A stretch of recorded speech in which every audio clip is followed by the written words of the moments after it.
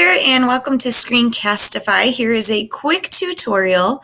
Now in my tutorial, because I'm using Screencastify to record, some of the things you're going to see are just a little bit different because I'm actually recording.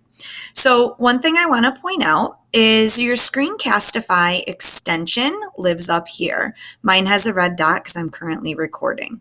So if you were to click that, you would get a screen that looks similar to this. And the first thing you're going to want to do once you enable Screencastify and add it to your extensions is you're going to want to link your microphone to your default microphone.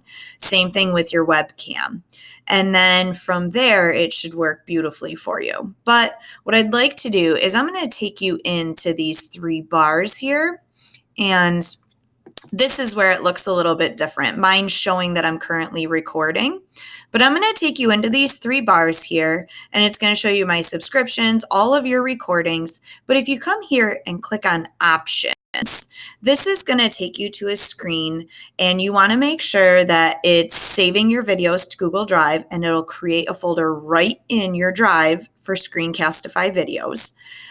You want to make sure that all the notifications are enabled, leaving all the different settings that are here. But the important one is this configure recording shortcuts. And you'll just need to find your Screencastify one.